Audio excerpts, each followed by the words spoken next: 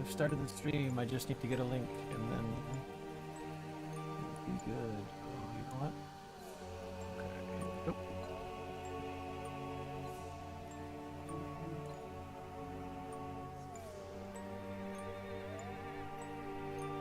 Copy and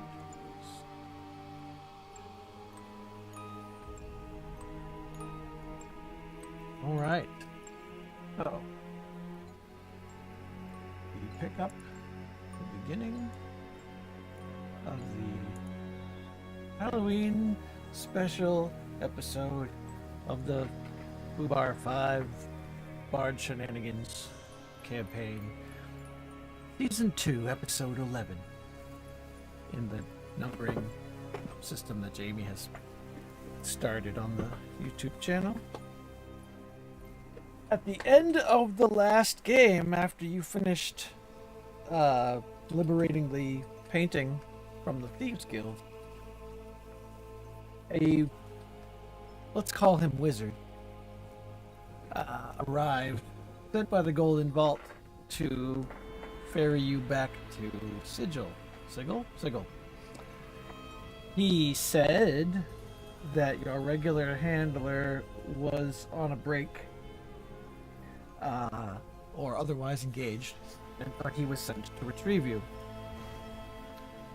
However, after casting a teleportation circle spell with a lot of stuttering and seemingly a lack of faith in his own abilities, you found yourselves teleported to a strange woodland area, which you don't remember any woodland areas in Sigil.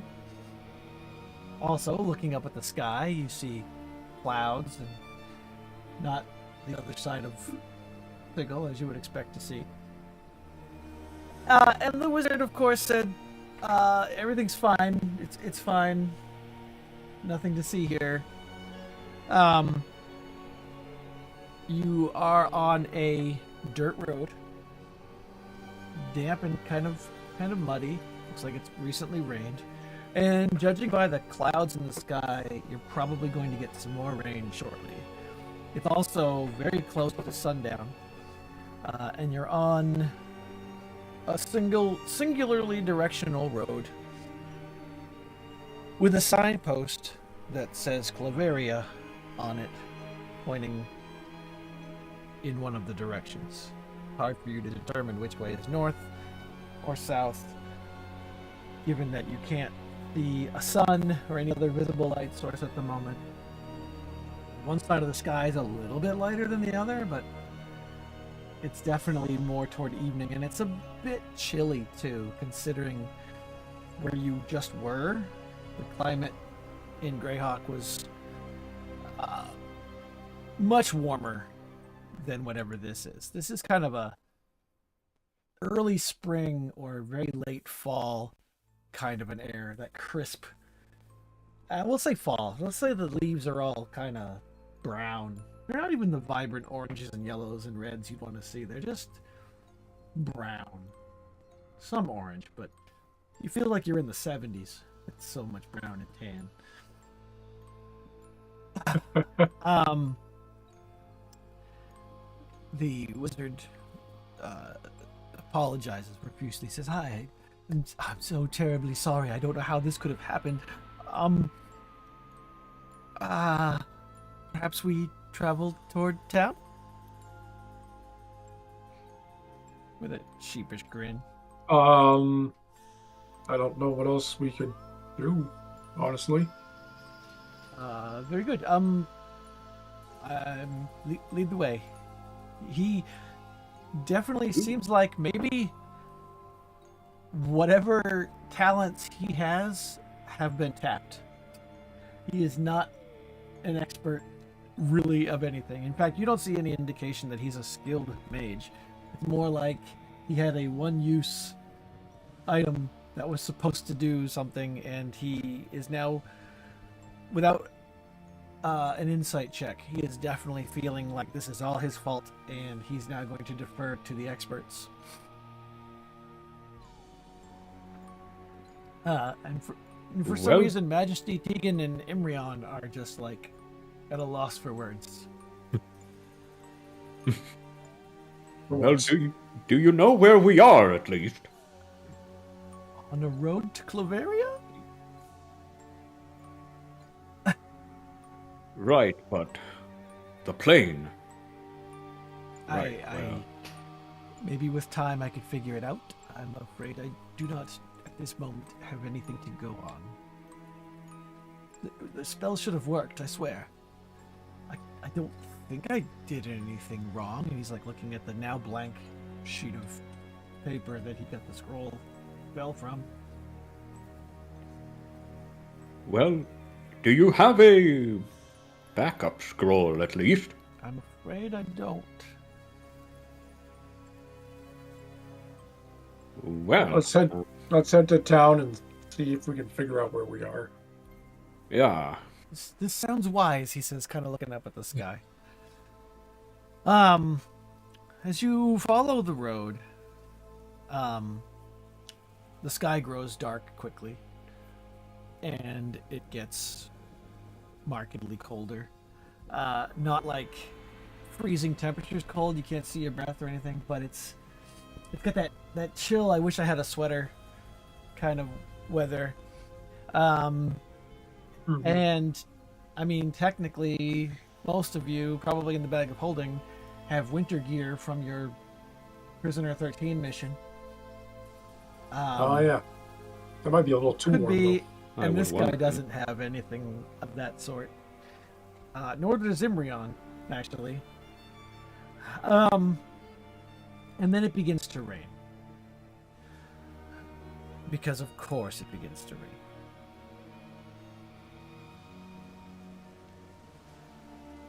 And the rain is a bit on the colder side. And there's a flash of light in the sky off in the distance. Yeah, we better get some shelter. How far from? It Do we have didn't any a indication mile- of it how didn't far have a from mile town we are right now? indicator on it. And we don't see you from here. Not yet. But the road kind of winds over some hills and things. It's not like a straight shot.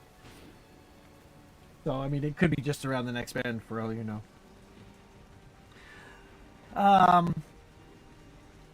But shortly after it begins to rain, and after you are definitely thoroughly drenched, you begin to see some lights in the distance. Not a lot of lights, more like a localized set of lights. And you come around or over the hill and you spot a manor house with a road, like a cobbled road, off of the muddy side road leading up to the front of a wrought iron gate in front of a towering blue-gray mansion.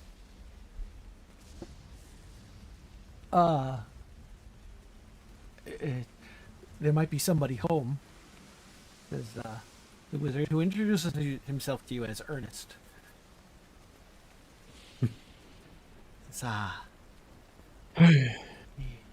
Well, regardless of whether someone is, let's get you inside and Well, there dried are off. lights on and there's smoke coming out of the chimney, so I'm guessing that means there's somebody home. Ooh. You walk, you veer off onto the cobblestone road, get up toward the iron gate. It is a finely crafted gate and house. The gate itself is made of wrought iron, shaped like little dryad figures dancing along the tops instead of the spikes you usually see on an iron fence.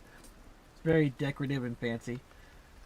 And past the gate, the path becomes an actual bricked path leading up to the front door, with a pair of big red doors and a great arching entrance. Put you here.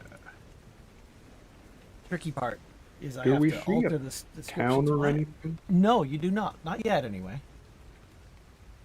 Okay. We what? I'm gonna What do you say? close these windows. See a town or anything nearby, other All right, buildings. you can see through these windows for Oh. some reason, but you shouldn't be able to. Not yet. I mean, yeah, I guess you can see inside, and you can see that there's... We can also open and close them. I tried to close the window. Well, you can pass through it if it's openable. I could lock them. Ah, now you can't go through the windows. Look at me being evil. Oh, yeah. Cracklemar. Ha ha ha. Ignore Tom Kartos' name at the corner. It means nothing here. Oh no, attack the window. No. All right, as you stand and Okay. stare, one of the doors cracks open, and a man steps onto the porch. Let me move him first, and I will open the door. Doo-doo. He wears high white stockings, ornately embroidered breeches, a jerkin of royal blue, a ruffled shirt, and a three-cornered plumed hat, although in this picture he's not wearing a hat. He raises a bejeweled hand to remove his hat, then waves toward you. Greetings! Come inside! It's pouring out there! Oh, there's EJ. Yeah, she might be listening in on her phone from work. That is most kind of you. Of course, please, make yourself comfortable. If you step right in this way, there's a bathroom on the right. My right. He gestures in this direction. He says, "I have a wardrobe room over this way. If you'd like to place your coat, any larger weapons that you don't want to carry around with you, anything you like, please." Let's see these guys move in because they do. Well, Gunnar will, perhaps unsure of the norms on this plane and also seeing the expensiveness of this place, Yes, let me. consider for a moment keeping his boots on, but then take off his muddy boots as he comes Okay. in. And The gentleman does not seem terribly perturbed that your boots are still on.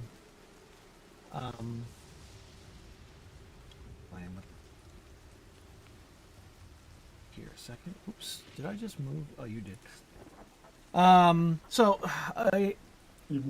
You moved me. did I move you? Oh, I didn't did move it me. through the.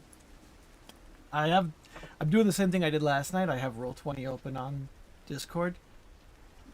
For some reason, my brain thought it was the stream feed and not an actual thing I could click on. So I just moved something and you moved, which wasn't supposed to do that. Okay. So here's the description. I'm going to paraphrase some of it because it's not going to match exactly the map that I found. You're in a stately foyer paneled in rich mahogany, which rises to a sculpted ceiling. At the end of the hall, you can see a twin staircase with thick crimson carpet ascending majestically to the next floor. Inside the bathroom, you see a stately mirror. It's supposed to be in this hallway, but it's whatever. There are bookshelves. Not so much here.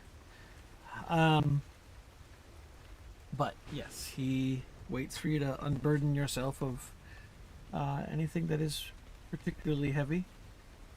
He says, "If I just put a meal out. It's not a lot because I'm the only one that lives here, but you're welcome to have some if you like. It's just this way." Oh, pardon my manners. I had failed to introduce myself. My name is Lyron. People of Calvaria call me the Baron Evanson.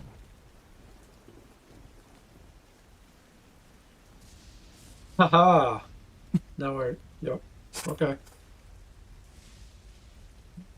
Pleased to meet you. I am Euryxius. He shakes your hand. As he takes your hand, he kind of clasps it with his other hand and looks and says, "You have remarkably blue skin. Where are you from?"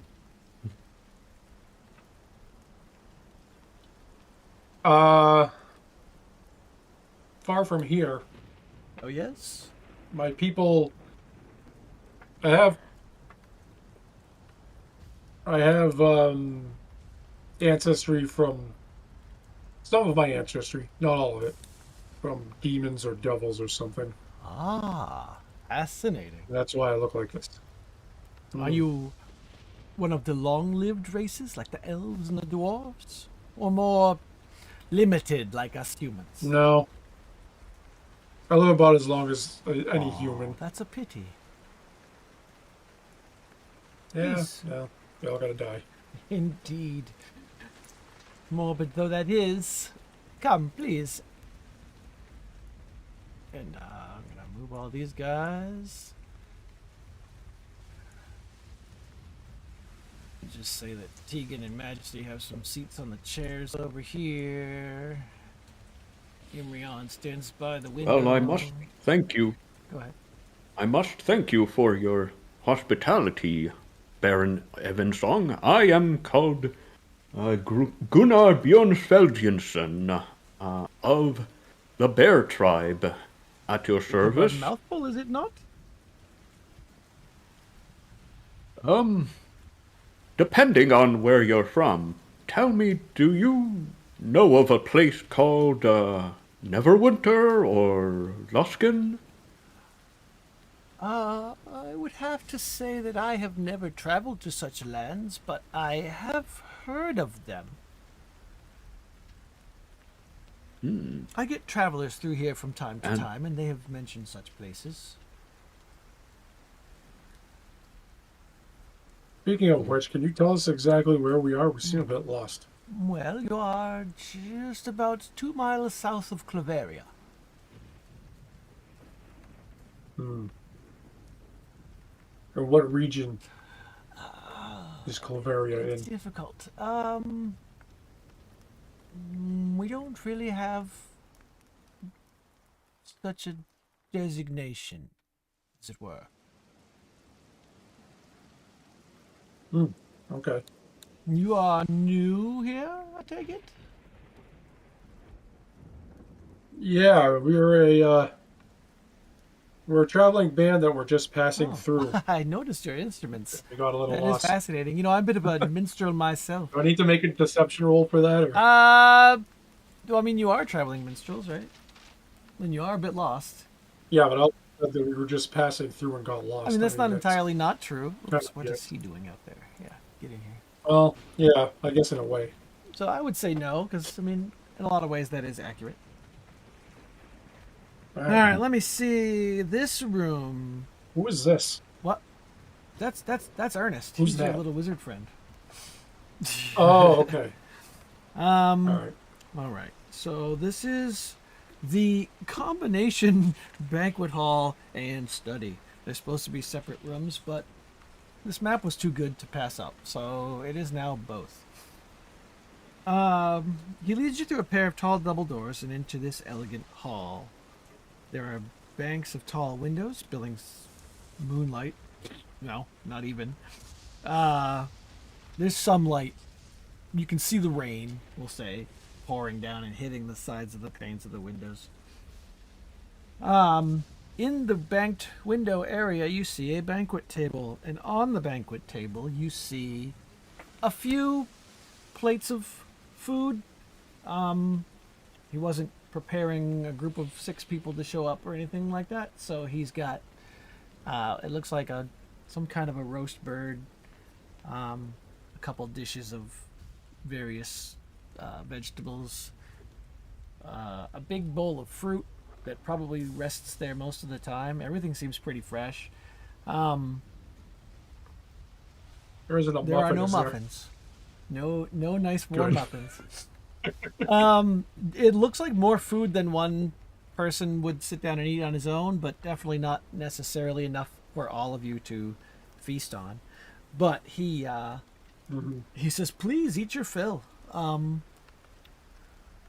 I will play some music for you." He sits down at this instrument. It kind of looks like a piano. It's a harpsichord, so it has metallic-y tunes to it, and he begins to play a bit of a tune for you as you can sit down and partake of the food if you wish to. I'm gonna sit down. I'm not gonna eat much because he doesn't have that much, and I don't want to eat all Okay. his food. I'll just eat like a piece of fruit, like an apple Okay. or something. And I'm gonna listen to the song he's playing and see if it sounds like anything I recognize. It is not familiar to you. Mm-hmm. Something about the writing, the melodies, whatever it is. Since you've traveled to multiple worlds, you've heard samplings of multiple cultures' music. This does not match with any of those. So it's a completely different Yeah, it's a kind different of style. It's style not. that I'm It used doesn't to. sound like it's from Forgotten Realms or Greyhawk or TSNG, which are the extent of your exposures so far. Eberron. Oh, or Eberron. That's true. Nope, doesn't sound like that either. Eberron is where the electric guitars are. Yeah, and this isn't electric, although it Electric has a ones. more metal. I mean, this literally is a harpsichord track that I found. So it would sound exactly like this instrument, like a piano, but metally. Get away, bugs. Why are you flying around my head? I would like everybody to make me a wisdom save, though. Uh-oh. Wisdom save. Alright. And a Hey, fail. you guys find him exceptionally charming. Wow, this guy's cool. Gunnar, did you eat anything? Yeah, Gunnar has maybe a little more than Euryxis, but again, leaving enough for everyone and kind of planning on maybe eating some rations later and comments. This is fine food here. Tell me, are you the cook, or is someone else here, or? Picked up a few skills in my years, you might say. I got a few books on cooking right over there, and he points at the bookshelf over here. That's a painting above it, and there are a few other paintings on the walls along the side here. But the bookshelf is like, 4 book rows high and really wide, so it's probably got 100 volumes or something of various books on there. And just from a cursory glance, they are in all kinds of states of quality. Some that look like they might be old first editions and very worn in, and some that might be brand new.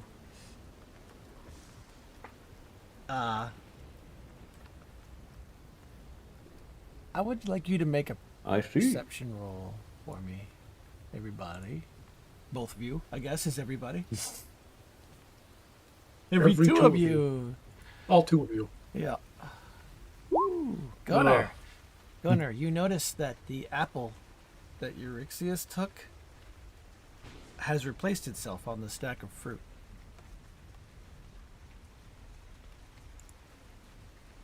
And a couple, like you took a scoop of mashed potatoes or something, and that scoop has refilled itself.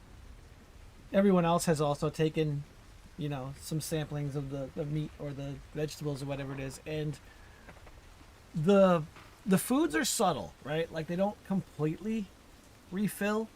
They still look like they've been eaten, but it doesn't look like as much is taken as you've seen people eat so far. Like it's almost self. I mean, it is literally. It's like healing from the damage you're doing to eating it. Regenerating food. Somewhat, but it kind of slips past you, Euryxis, Right. and he strikes up a different tune. He's like, I do so enjoy my harpsichord, he says. And he kind of leans into it like a Beethoven type thing. I tried to make him look a little Beethoven-y. This was an AI-generated dude for me. Oh, okay. But I actually literally cut and pasted the description from the adventure to see what it would give me. I got a pretty good one. That's why the outfit okay. matches. It was That's very cool. good. Very, very, very good. I don't know if there's a fireplace on this map technically, but after he plays, well, stop it right there. He gets up and goes to stoke a fire. We'll say this thing over here is a fireplace. And he puts some wood in there and kind of gets it roaring, make it a little bit warmer in here. He's like, it's a cold and rainy night, but fortuitous that I was here and able to welcome you in to get dry. Yes? Yeah, we are grateful. Indeed. That's wonderful for me, because I do enjoy guests. You must get awfully lonely here by yourself. It's not so bad. Travelers appear on this road from time to time.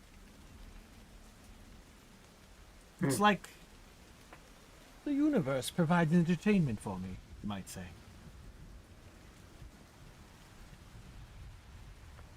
From all sorts of different lands, it sounds Oh, like. yes.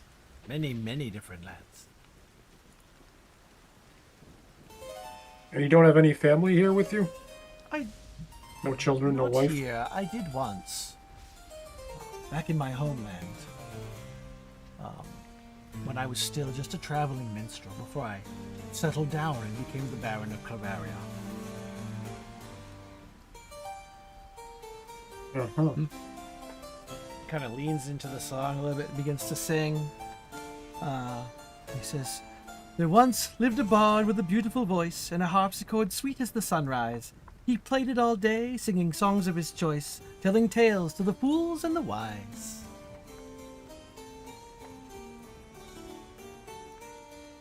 Wonder which one we're classified as.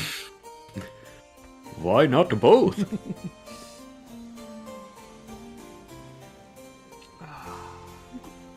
Fascinating. What brought you to settle down here, then?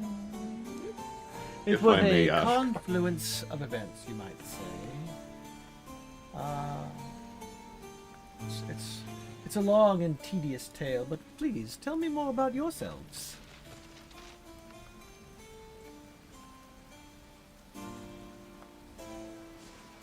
Well, if you have heard of the spine of the world, I am up in that region, on a continent called Faerun. Heard of Faerun?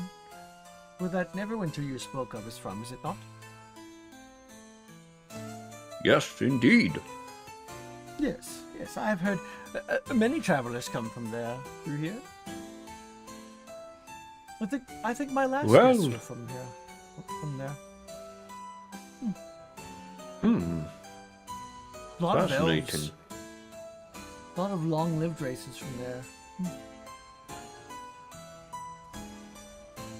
There are a few, yeah. I myself am, from the far north, so, this is, pleasant enough weather to me, yeah? Could be We don't snowstorms. get any snow here, just a lot of rain.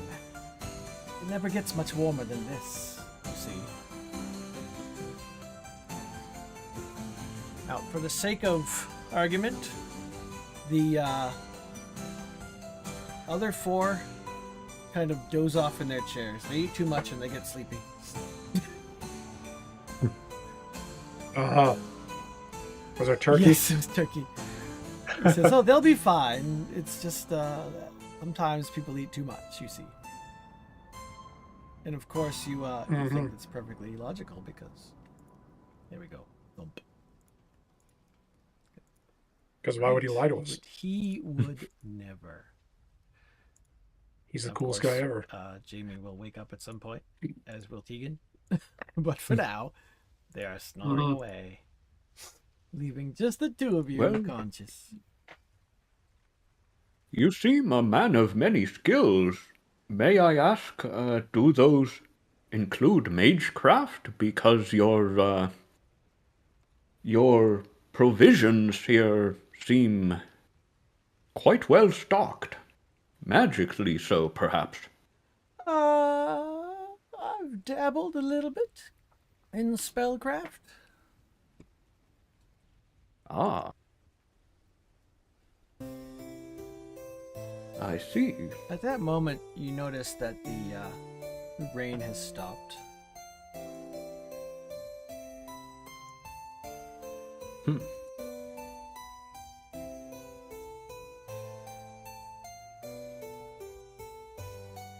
And the windows have grown very black.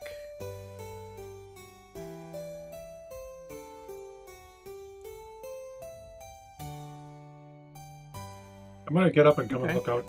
Get closer to the window and try to look out. All you see, besides dense, thick blackness, is some waves of gray mist just flickering about. You can't see the trees. You can't see any clouds or light at all. You can't see any ground or grass.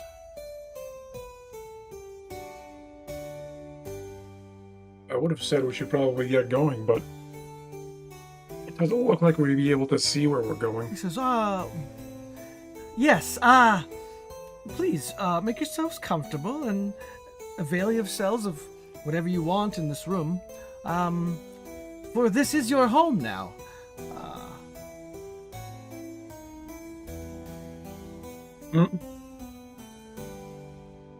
Did I... Oh, I'm sorry, did I fail to mention? Yes, the door will not open for another 100 years. I did so hope that at least some of you would live to make it to the end, but I mean, a few years are better than none.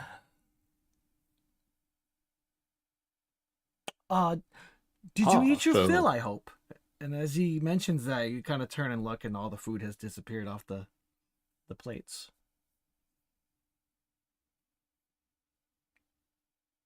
Yeah, I believe so. Because Thank it is you. enchanted food, and if you ate enough, you should be sustained for the rest of your living mortal life. Ah. So if we're charmed by him, what exactly does that mean? Well, it means that you don't hate things that he says. I mean, you trust him. And I don't think you can directly attack him. You can still be upset. Because I was gonna start questioning him, Yeah, but I I don't think you know probably still if that's could. something a Let me charmed look person up would. charm, just to see what the condition specifically says. We'll go with the 2024 rules just to see what it says. Charmed. Come on. It's alphabetical. It shouldn't be hard. Charmed condition. While you're charmed, you have the following effects. You can't attack the charmer or target the charmer with damaging abilities or magical effects. And the charmer always has advantage on social interactions with you. And that's it. Oh. So you can still, Right. and it only lasts an hour, or until he plays again. So I suppose you might play some music for me, perhaps? What are you exactly? I'm what you would call a bard. He smiles, leans in. The Don't player, be cheeky. the GM made me as a glamour bard because you guys don't have one of those. And that's why the charming is working, because this is just a straight up, I didn't give him nothing. Well, I'm not going to say, but there's only some subtle modifications. I started with a straight up glamour bard. So the spells and abilities he has are just what this level glamour bard would have access to. I'm going to use it on you. I believe what he means is, I take it you have been here more than 100 years if the door does not open. Yes, every evening at midnight, I spend 100 years in this room.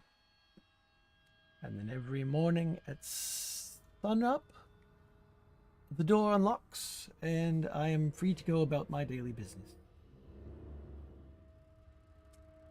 It is a long night, so I do so love it when company stops by.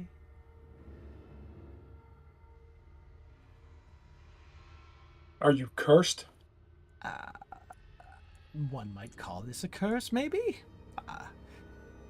It does give me great time to hone my skills, get better with music, and learn how to cook. As it were, I've read all of these books 100 times. At least. I suppose it could be called a curse.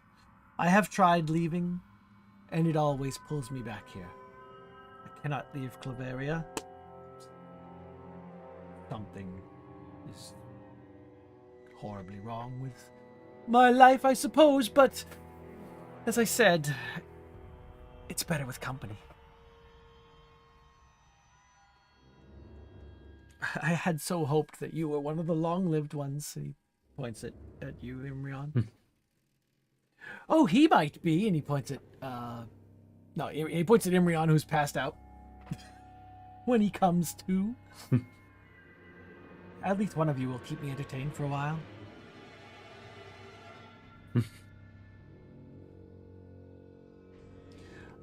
There is a clock in here that I did not put on the map, but I meant to. A stately grandfather clock, we'll say, is in the corner over here near the fireplace. And glancing at it, you notice that it has multiple faces on it. It has a hand, a minute hand, an hour hand, and it also has a moon dial showing the phases of the moon. But while the faces of the clock are ticking and turning, the weights that operate a grandfather clock remain motionless, and the moon dial doesn't move at all. So it seems like it's almost decoupled from the regular dials. Or it's moving really, really slowly.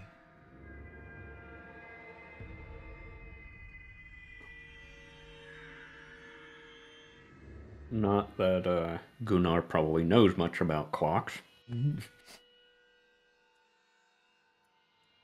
He says, it's too quiet in here. Let me play another tune. I'm going to try the door. Right. You can open the door, but when you open it, it's just blackness and fog.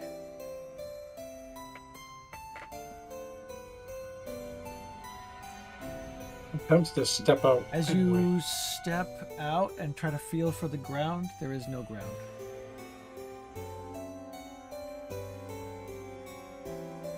He says, I wouldn't go out there if I were you.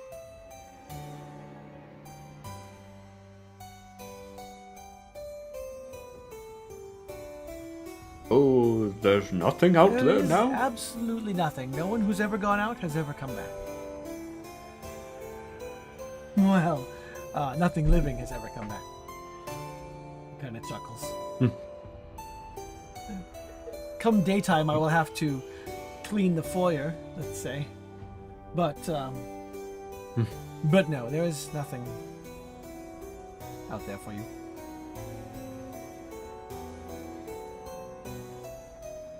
Oh, I take it even if these windows were opened, there would be no point in going out. Yeah? Well, it's not a vacuum. There is some kind of an air or some substance, or perhaps an invisible force field containing the air in this room. But it is not dangerous to stick your head out if you feel you need to taste that mist.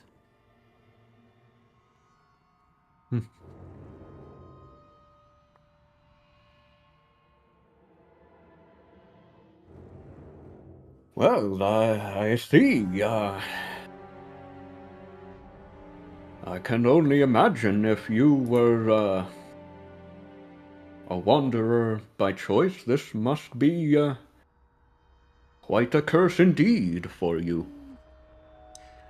It would be nice if it was to end, but such is my life. I've learned to accept it.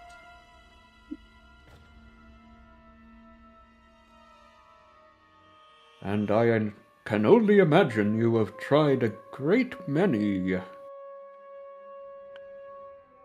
solutions or attempts to I have leave. tried. I've had many of my companions who have visited try, but alas, there is no escape.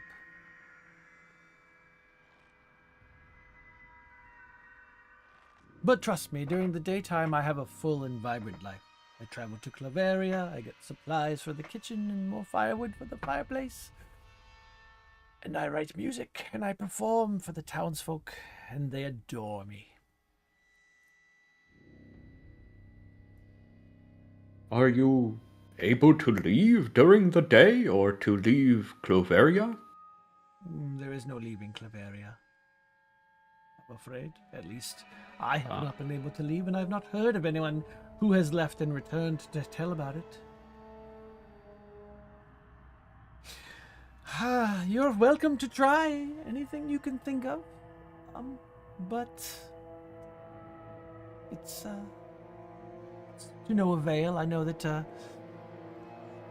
I've been through this more than a dozen times, but I'm sure that for you, you have to at least feel that you've tried. And I respect that. And while you think, some music.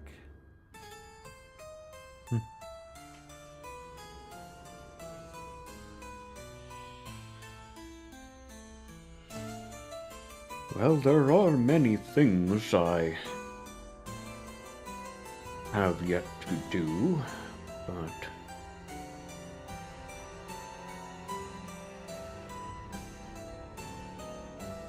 Do them here.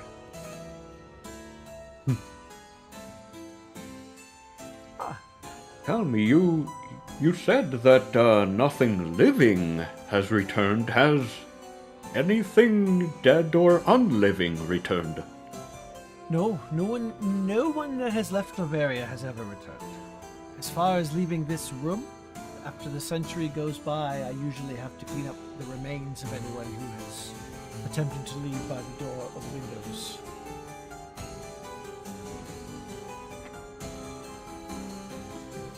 Oh, so the remains stay in the house or Outside the door where? or the windows, yes.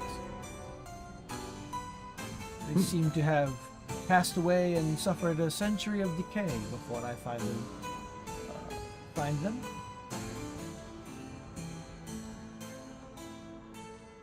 If this is a curse, there must be some way to lift it. Perhaps.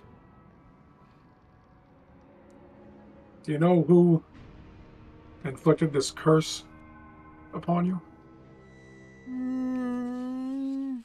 Did you have any enemies? I've made a lot of enemies in my time, as I'm sure you have as well. You're musicians, yes?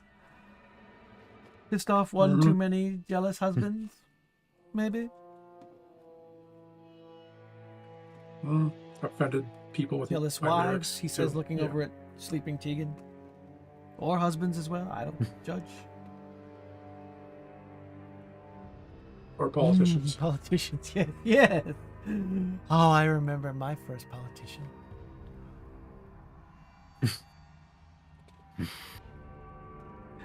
I might have caused a war. Those were the days. So, how old are you then? If we're judging by days that I've been through, I would think I'm in my 59th year, I believe. But if you're adding in the centuries and the evenings, it's far more than I can count right now. We'll say just add a few zeros to the end of my 59 years. And you'd probably be close. Then you must not be human. Oh, I'm definitely human.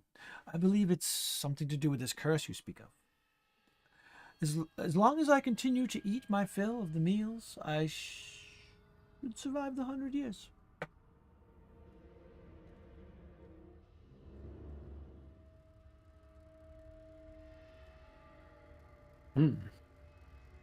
So it depends on eating. Have you ever? Well, perhaps that is a rude question. The food But sustains me for the 100 years. It sustains my guests for the extent of their natural lives.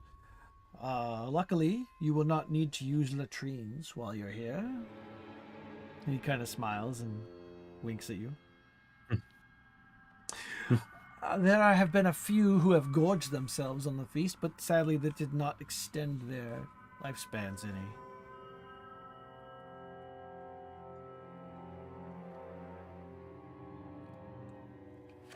But I suppose one who did not eat would still starve? Yes, sadly, yes. We've seen that.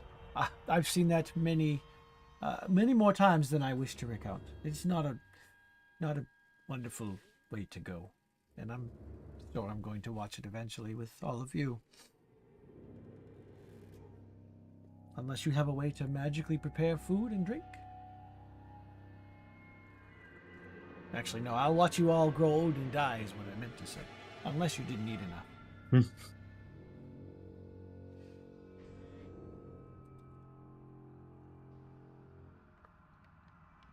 What does this painting look like? There are multiple paintings. That one is of him, seated at his harpsichord in a proud-looking smile. Looks like it was probably painted in this room. There are multiple other paintings, small portraits, all around the room.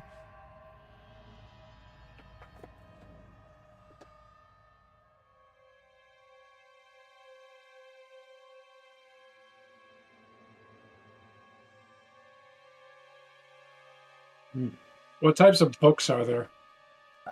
Well, why don't you roll a d20 and I'll tell you the interesting book you find as you're perusing. 6. You find a book called Great Composers, and it is, as you suspected, a book of composers. However, none of the names ring true for you, so you assume it came from whatever his homeworld was. All right. I'm going to take a look at another one. Ooh, 11. You find Diary of Baron Lyron Ebensong, Volume 1 through 5. Oh, that seems like a good read.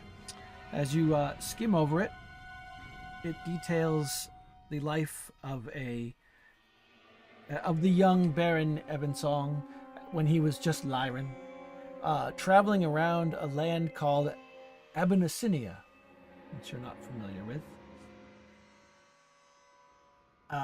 He reports stopping at the Inn of the Last Home and having some wonderful spiced potatoes.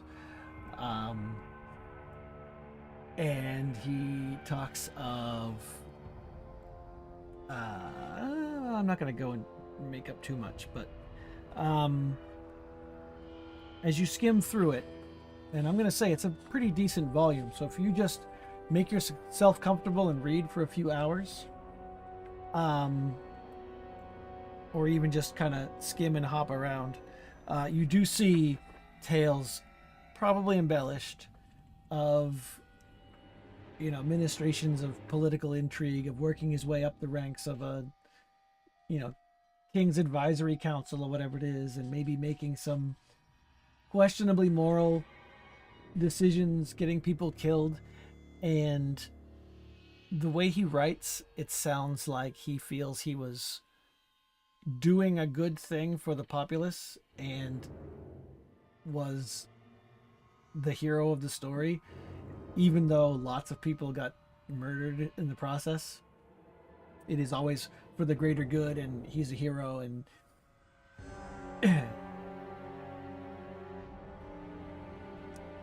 but the way he describes the people he interacts with, you can tell he has little to no regard for them as people.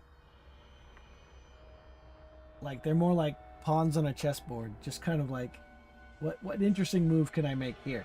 And you see there's a couple repeated tales. Like he kind of does the same thing a different time, trying it a little bit differently to see if he can make something different happen.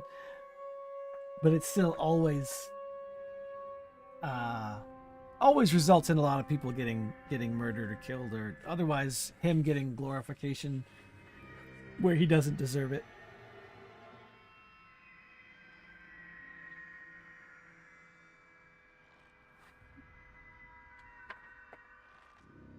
What are you doing there, Gunner? It's actually well written though. You feel like maybe he's had some time. In fact, it's called Volume 1 through 5. So you're guessing, or you can presume that he probably had actual journals 1 through 5, and then in one of these centuries, or maybe over multiple centuries, he's taken the time to rewrite them into this larger volume, and embellish or take creative liberties and artistic license, so it almost reads more like a novel than just a diary. Mm-hmm. Okay.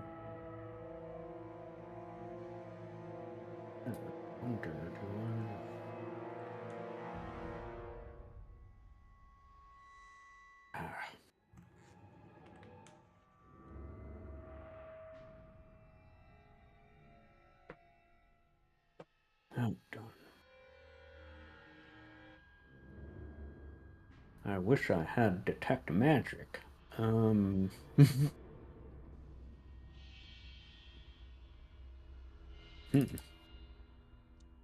probably wouldn't be able to do it without him noticing. Well, he probably wouldn't care, but Gunnar is kind of looking at the clock and kind of commenting on it. I see you have quite an elaborate. This is a timepiece, It is the clock, yeah? yes, a grandfather clock. I acquired it. What year was that? Oh, From your gosh. grandfather? No. No, that's funny. I can see why you would assume that. Did they not have grandfather clocks where you're from? No, I purchased it in. I don't have a map of Kryn available. Yes, he's from Dragonlance. He names off a town or a city. It's actually where I built my manor house before. Trails off.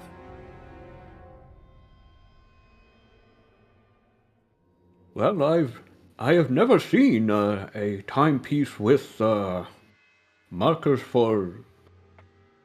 Are these? Does this hand indicate days or moons or? It used to. Doesn't function so Oh, accurately anymore, as you might imagine. But when it was crafted, it did, yes. You could track the phases of the moon or the days of the week. Very fascinating clock I had. Have.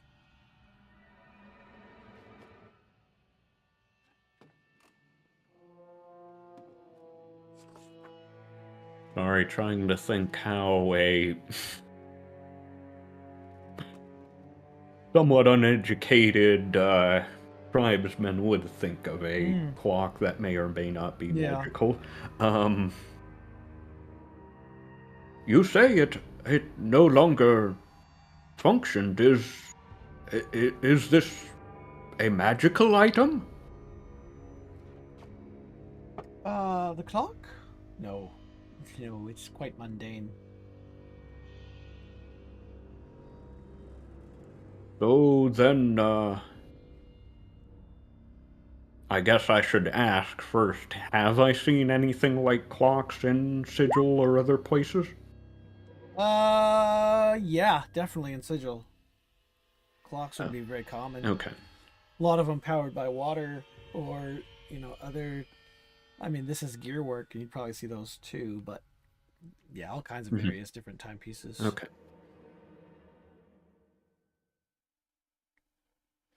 So then, Why wouldn't the day or moon indicator work, even though I know the days do not pass in the same way, but, why does that not Seems to function? be continuing to accurately portray the time as it passes outside of this space.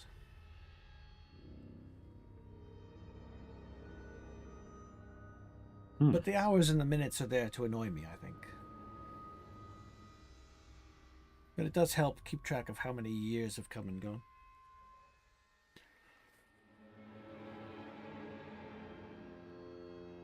Oh, in a sense, it has become magical, In a or... way, but when I have checked it for magecraft, there seems to be no discernible implications, nor have any of my guests who have cast detect magic on it noticed any kind of a magical aura.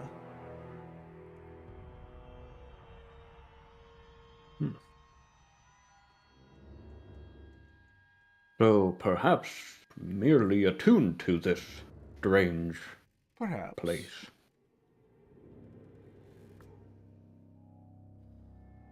Tell me, what was it like when you arrived here?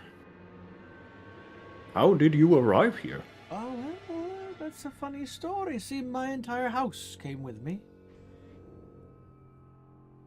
As I said, I had it built in my homeland. And then one day I found that I was now located on a desolate road in the middle of nowhere. But when I traveled along the road, I found the town of Claveria. And everyone there welcomed me and made me their baron. Fascinating. Just like that, huh? I am a remarkable fellow. Quite. And how did your house travel? Did anyone you know cast any spells on it, or how That did was it look? honestly the first night that I had this happen, and he gestures toward the windows. That night, everything So went it's simply... black and eerie and misty, and when I emerged, it was a new land. It was the first night that I was alone for a century. You can imagine what that did to my psyche. That was probably a few months ago your time, but a long time for myself.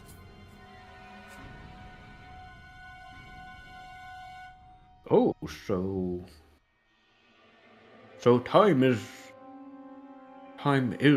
passing, It is. This is I. Yes, and and you that is why I see... suspect I find the bodies of those who leap through the windows and doors, because they continue their century of life in that void until the time runs out. And yet outside here it is not passing at the same slow speed. And you see Gunnar kind of trying to puzzle out relativity or something.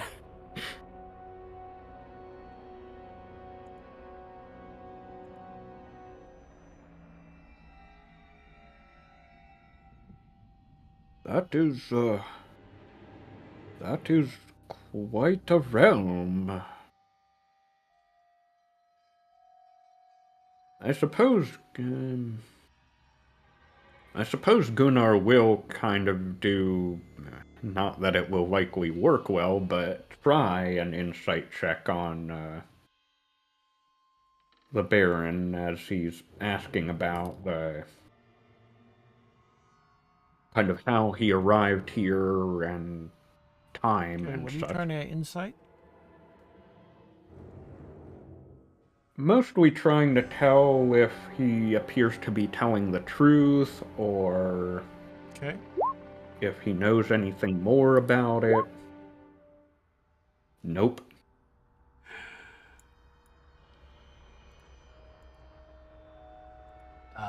Yeah, you got nothing.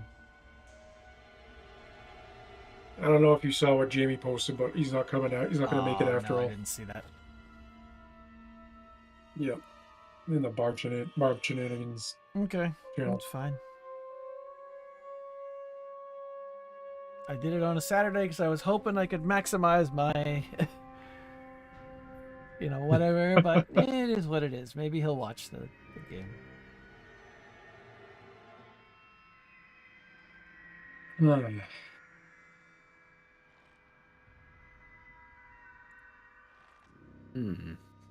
It becomes just the two of you till EJ shows up, and then he's the cheat code. What am I supposed to do? Yeah, I'm running out of ideas here. Has anyone tried manipulating this clock? Almost home. Okay, you at the spring? No, I didn't go. We can go out later. No, actually. Well, yes. Rearranging the pendulums and such. It is such a pain in the ass to get it back to correct. But yes, they have. Actually, Gunnar, didn't you want the Baron to actually show you how the different parts work and such? Oh, well, yeah, I suppose that could be interesting. What, how the clock works? Oh, it's simple. Let me show you. He walks over here. Yeah, see this? All right, as soon as he gets over there, I'm going to get out of his line of sight and try and inspect this Okay. harpsichord. Make an Take a look at it. investigation check. I'll give you advantage because you're a bard. And it's a musical instrument. Okay. Alright. It is a 21. harpsichord. You've seen a few of them before. This one is like sheer white, made of ivory and wood, somewhat. It looks expensive. It looks... it doesn't look magical, but then what would? It doesn't give up a sparkling Right. sheen to it. Yeah. Make a stealth roll for me, just cause. Gunnar will try to aid him by, should I roll Yeah, persuasion yeah. or something to basically Yeah. distract him? Because there's no distract skill. Yeah. I don't think you need Why to. not? You kind of duck underneath and look underneath, and you see engraved in it, lovingly crafted by L. Evensong, circa a date that means nothing to you. Mm-hmm.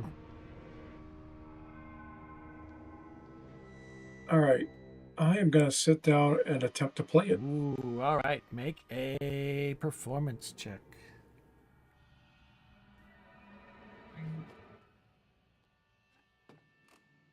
Oh, that's, yeah, okay. 19. All right. You strike up a tune. He stops talking to Gunnar and turns around, and at first it's like a whip around, like a suspicious, but then he hears the music playing, and he says, "That is remarkably beautiful, my young man. Where did you learn this tune?" I learned it from a former lover. I should have had you roll with disadvantage I'll because just play technically you music. don't have proficiency in this instrument. Oh. But I'll let it go because this is an excuse to play the last track of the harpsichord music that I put on here. If you haven't noticed, it's different tracks. Oh, okay. I've got 5 different musics I've been playing. He comes around to sit Nice. next to you and says, "What do you play?" Usually I play. Drum. No, that's Gunnar. I think I've been playing Egan's lyre that she loaned me. Lyre is a stringed instrument that is similar in technique to a harpsichord. Are you educated in the functioning of a harpsichord? You see how the little hammers hit the strings just right? It's different than a piano because it has that metallic crispness to the sound, which I do so enjoy. Yes, this is a finely crafted Yes. instrument, I have to say. Definitely is, yes. I had help making it, but it was one of my first instruments. Well, I couldn't resist at least giving it a go. I don't blame you. And I'll It is step a out from fine behind instrument. it now.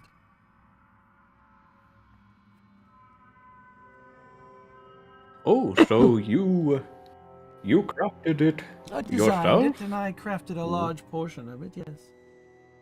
I didn't have the carpentry skills necessary to design the... And he throws out terms that are probably accurate, but I don't know them. But tuning and stringing it myself, I helped carve the ivories. Wondrous. I see. Wondrous Quite instruments. impressive. And he sits down and plays the first one again. And I need wisdom saves. I am actually going to start playing a counter charm. Ooh, little bitch.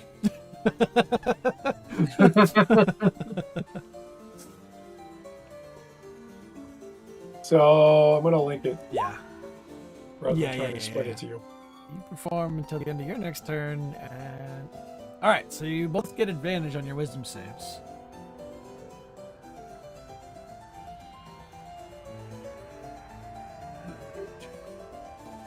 Meanwhile, I'm asking, so who did do the carpentry? They must have been quite skilled. You can also roll your wisdom save while you Second. ask the question. Yeah, I'm... Alright, Gunnar, you do not There it is. suffer the effects of the charm. Unfortunately, Eurixis, you do. And he tells you the name of a carpenter in a city that means absolutely nothing to you.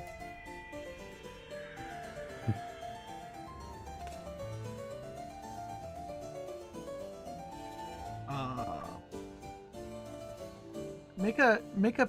So I'm I need you both actually to make a perception or insight actually.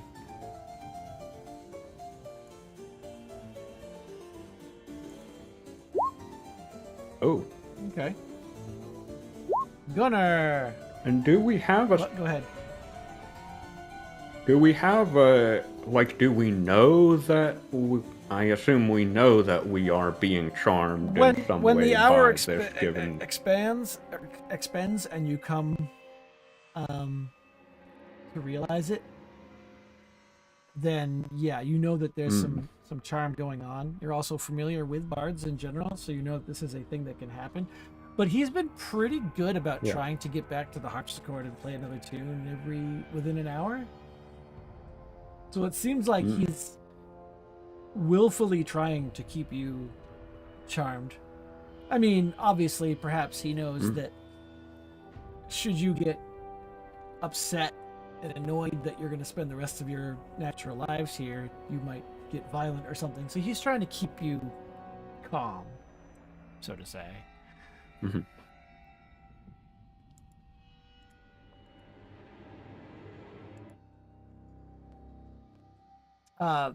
So the deception roll, sorry. Deception roll. Did I say that out loud?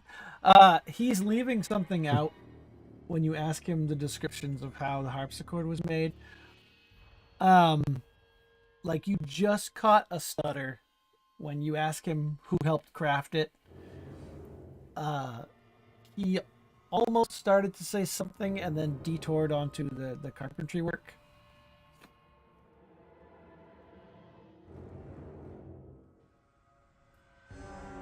You can come get your you got bag. me some too? I know the text message you got was from before I realized you didn't have your phone.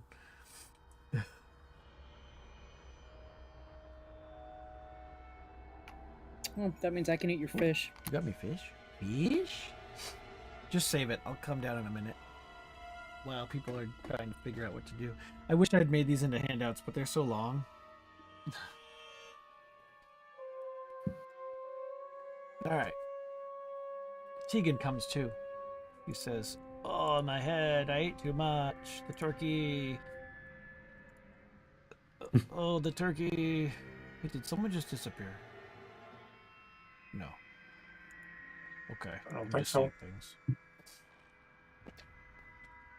Alright, you discuss. I'm gonna go grab that fish.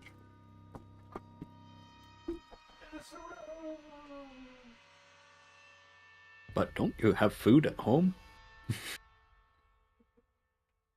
I have no idea what the hell to do here, other than kill him.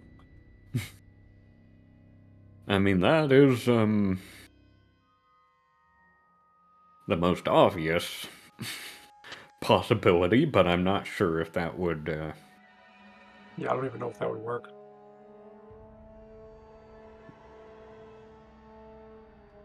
or to be precise, I doubt my character would necessarily, well, maybe. Gonna play some more harpsichord music. I do like the sound of a harpsichord. It does have a nice crisp sound to it.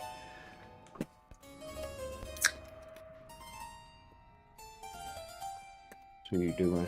It sounds very baroque. Mm-hmm. Has a very baroque sound.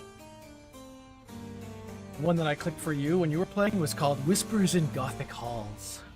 Get your head out of the bag, cat. Come on now. This cat thinks he's a dog. I swear to God. You're not a dog. I've never had a cat beg for my food before.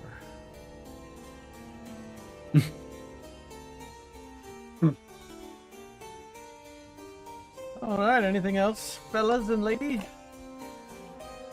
EJ, would you have eaten the food or no? And I'm gonna say, for the sake of argument, you. That depends on how long it had been since we ate last, and I mean, we could play it up that the food made me tired. I don't know. Sorry. But I'm gonna have to say that Gunnar and Eurystheus eating just a little tiny bit is not gonna be enough, and you probably would know that. You're like, I was a little cautious. That's gonna bite me in the ass. Mm-hmm.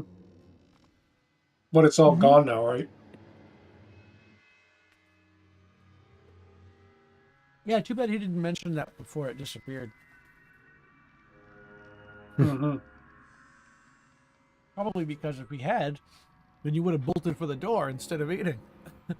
And then you might have gotten out before the timer started. Right. Well, I might be upset with him if I wasn't trying. Gunnar will, doesn't even have to do the Dalvash signal. Gunnar will try to surreptitiously do his message spell to ask, Euryxius, I saw you, reading a book that looked like it was about him. What did you learn about him? He's an overinflated, pompous ass that doesn't care about anyone. He might be a bit of a psychopath or even a narcissist. Oh, that last part's concerning. How so? I love how Gunnar's like the perfect understatement, kind of. Yeah. He's done nothing with all his relationships with people, from what I've read, was him using them for his own ends and not because he cared about anyone. I'll even say, It's like he has I'll no even sense go of so far as empathy. to say that when people don't do what he recommends or asks, he gets frustrated. Like, how dare you not assume that I'm the right one here? So Mhm. yeah, your narcissist comment definitely fills that in. Pretty close. I see. So would you say he seems like an untrustworthy fellow? Absolutely.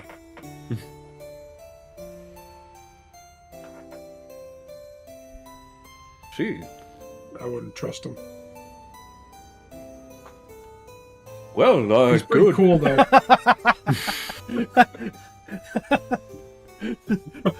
Right. He does seem skilled, but Pretty cool. He's really good at that harpsichord.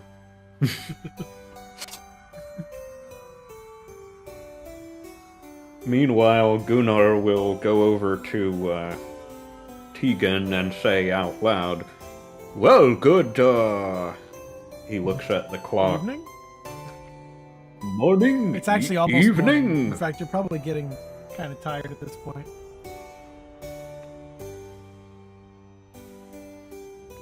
Well, I suppose time is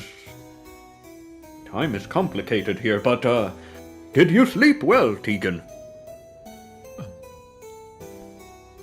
I guess so. It was very good, very filling. Oh, the food?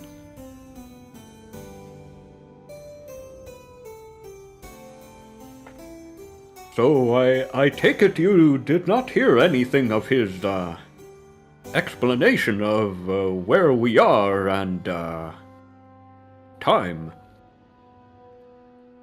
He doesn't seem terribly interested in any side conversations you have. In fact, he'll stop playing after a while, especially when it looks like some people might want to start sleeping. And he goes over to the bookshelf and he grabs one of the volumes. You can catch a glimpse of the spine, Euryxius. It says, it's like volume 15 to 25, or 15 to 20, something like that.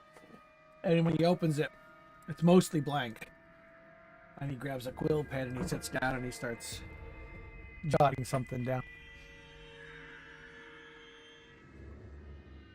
Adding some more to your journal? Yes, of course.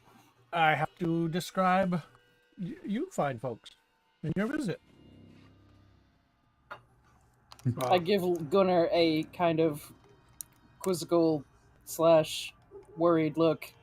Time? We live here now. Don't forget to mention my good looks in that journal of yours. Of course. That sapphire blue skin. Yes. It's exotic. Exquisite, one might say. Yes. Yeah, he's sexy. Explain to me. Yeah, so well, it's going to be a long night. 100 years, supposedly. And I wouldn't recommend going outside because apparently everyone who does dies in that magical mist. So I suppose we are trapped here for 100 years. What he says can be believed.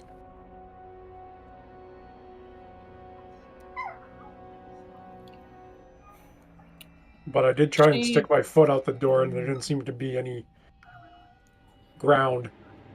It was just she space. sits there and she's like, you know, one of those little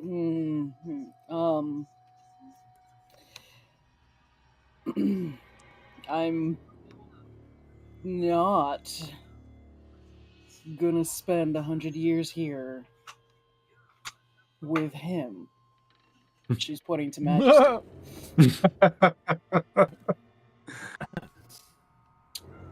So we need to figure out some way. Just think of it as a really long road trip Without a with rope. band. Yeah. No, it'll be like we got locked in some sort of, I don't know, escape room. with each other, and Majesty's just going to be complaining the entire time about, I don't know, not having sex.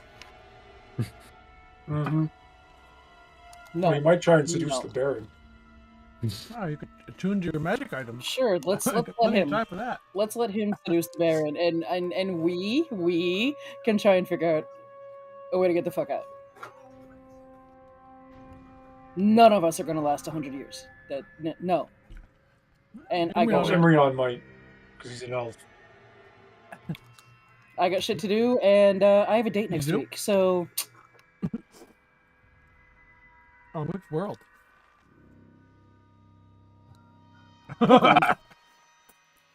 Mm-hmm. I have a date next All week. I of haven't them. scheduled it yet, but it's happening. He doesn't know. And Gunnar will then do messages to Tegan. Also, he seems to be charming us with that harpsichord, and Imrian read part of his journal, and he seems like, quote, a narcissistic Narcissist. psychopath. I'm gonna assume from now That's on, whenever That's I right, do that's have you make the the way wisdom to say saves, it. you're gonna always get advantage, because I'm gonna say that every time he starts playing, at least one of you plays along with the instrument, but provide counter charm during the thing. Yeah, because apparently there's no limit Yeah, I on don't think there's a limited usage. the number of counter charms you can It's do. limiting in that you Oh, can well, only at 6th yeah, level, it's there we limiting in go. that you have to know something's coming before you start playing it. But the charm Mhm. only works if he plays for 10 minutes and you listen for the 10 minutes or 1 minute. So you'd have 60 seconds to get to your instrument and start counter charming. So plenty of time. I think in the 2024 book they've made it a reaction, which good. It kind of needs to be, because like if a siren comes up and starts screeching, if the Oh, bard's right, not 'cause already playing, Right now, useless. Right now it Yeah, says in as this an action. particular case, it actually works just fine because you know it's coming, and you're not even 100% sure that he realizes he's doing it. He might just be trying to keep the spirits up and playing his instrument, and that's kind of what it does. It's just it keeps spirits up toward It's a him. lovely instrument, but like, Well, he's definitely good at performing, but so are all you. exactly. I'll stop eating now. In case we have some misophobes listening who don't like the sound of chewing. Misophobes. Don't worry, it's called ASMR. They'll Not love if you it. have misophonia, then you don't like it at all. I think Matt says he has that.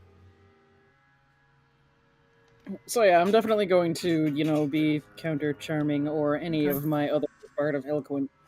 After he finishes Skills. writing, he kind of rolls a bedroll out and he just lays on it. Or he prepares a spot on the floor to sleep. He's like, please, find a spot anywhere you like. I hear that under the table is particularly cozy, but I'm going to sleep over here by the door. And he lays down on the floor and he kind of, after a few minutes, begins to softly start snoring.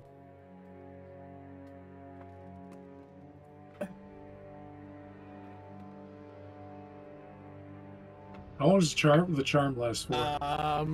Only like an hour, I think.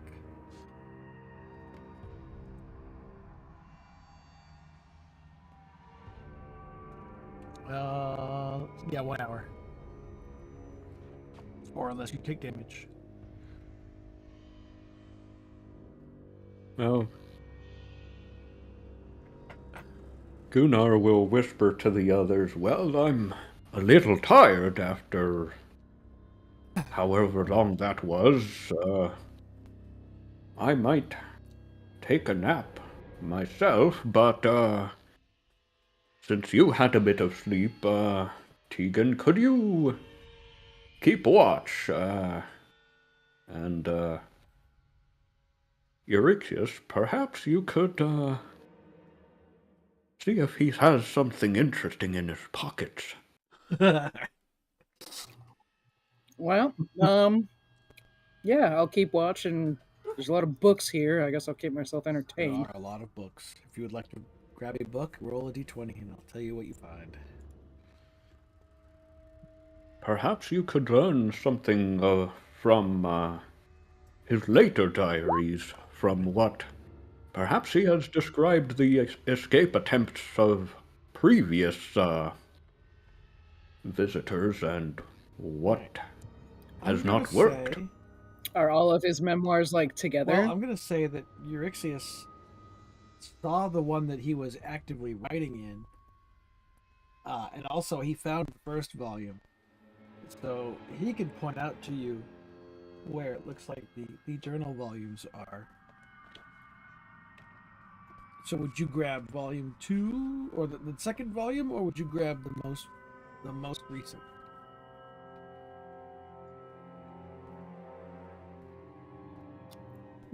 Probably volume 2. You know, let's get So to the know this second son of a volume, bitch. which is a bunch of collections. I actually did it wrong, Brian. What you found was volume 1. There's actually 5 volumes, but it says it's listed as volumes 1 through 5. So I didn't realize it was broken down into each description. So Euryxius tells you he's read through volume 1, so you grab volume 2, which contains a long and tedious account of previous centuries spent in a void. His first night, which it's just almost mindless ramblings after a while, and then there is a passage where he says, you know, there's ground outside. Finally, I'm home. Wait, I went out today and my house is on a road. It's no longer in the city name. Something's gone horribly wrong. And then the next passage, or the next entry, is something to the effect of, I'm going to bed now. I'm really tired. I hope I have a regular night. And then just more ramblings about, I can't believe it's happening again. And then just, again, tedious entries. Day 14, day 27, day 35, day 76, day 92. And at one point he mentions, this would be so much better if I had someone to spend this time with, someone to talk to, someone to break the monotony. Perhaps I can lure someone here tomorrow night.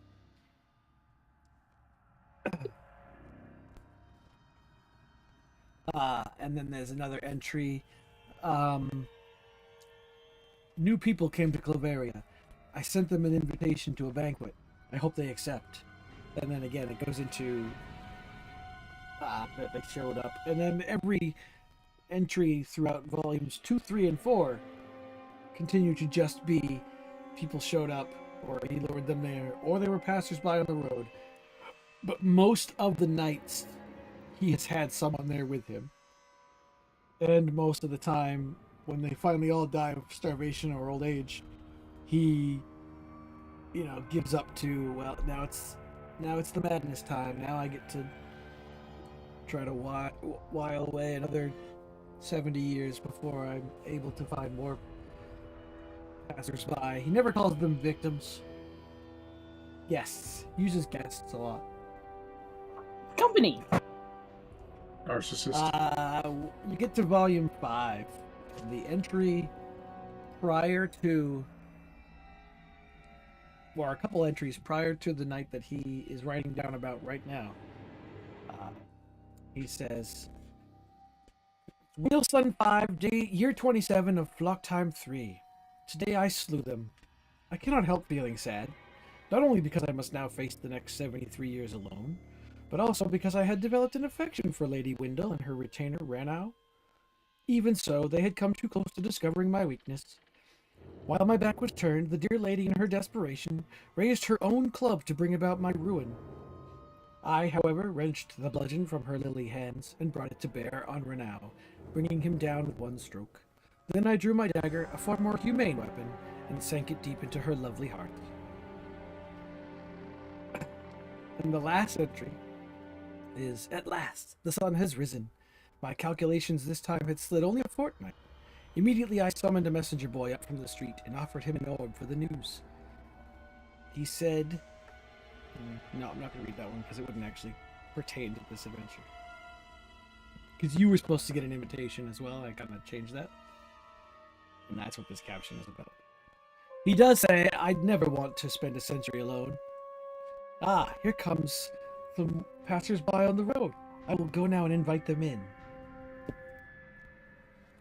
Final entry. And then the next one is, the visitors are astounding. One is an elf, should hopefully live the entire length of time. This will be wonderful. The other is not so likely. There is one fellow with brilliant sapphire blue skin and piercing eyes. Period. He has given me the time of day and spoken with me much, played music with me as well. It is alas, it is a sad thing that he also has the same lifespan as those of the humans. Pity. I don't believe he ate enough of the feast. I hope he brought enough rations.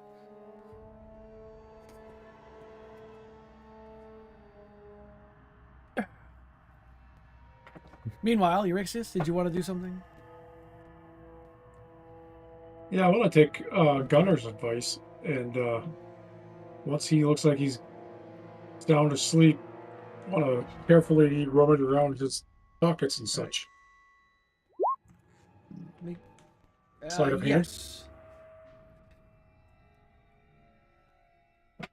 Okay. Oh.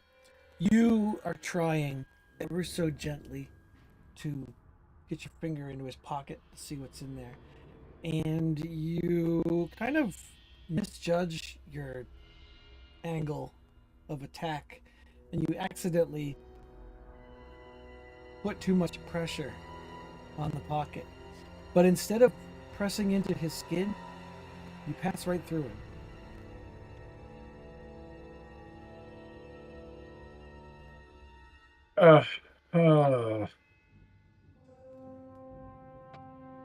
I am immediately going to go and report this to the other two. All right.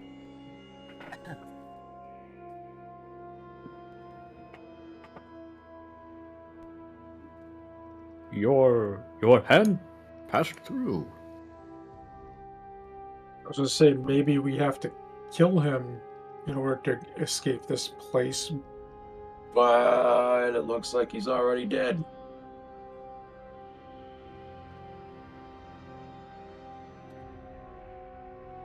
Well, I mean, he might not be, but that is certainly possible or likely. I think it's more than likely, yeah.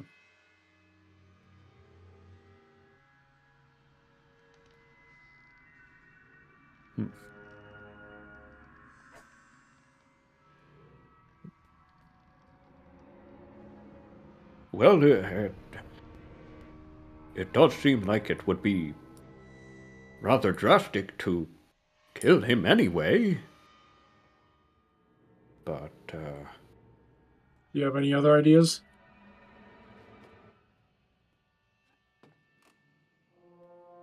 well, perhaps he does know something of, how we could escape. He did seem a bit, untruthful about who actually built This is you guys the whispering. harpsichord.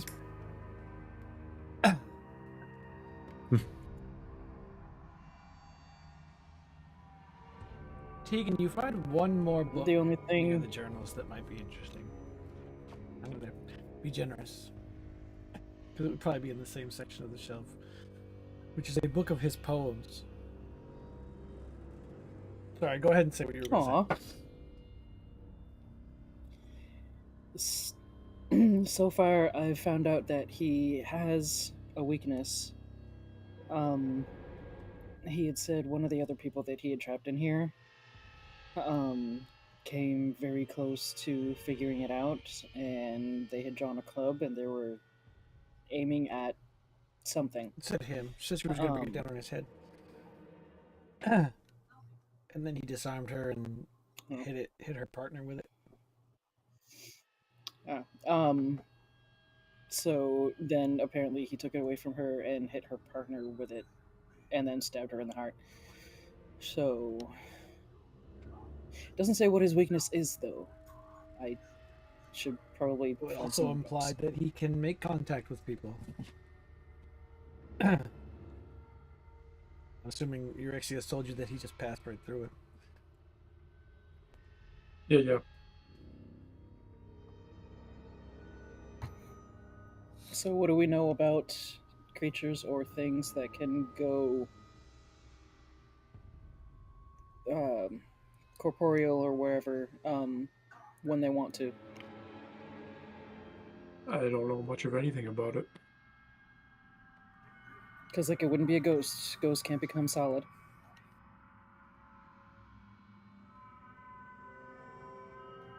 Anything else we fought lately?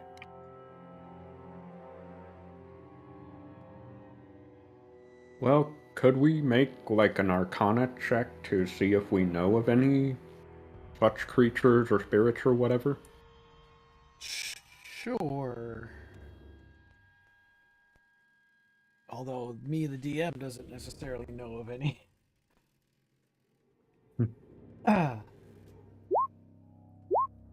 I mean, let's say probably some forms of spirit can choose to go corporeal and non-corporeal. I mean, they have to be able to walk on the surfaces that they're haunting.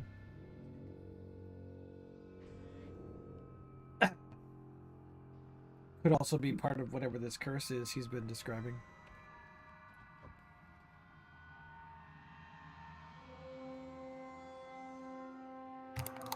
Guys, there's a book of poems over here. It seems like he wrote them. He did.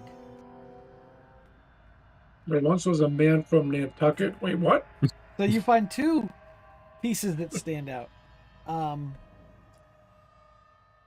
first one The man from Bel Air? Yeah, I know him. is a song that he was singing one of these times, and the words are: "Death, that long phantasmal sleep, has strings and harp that gently weep.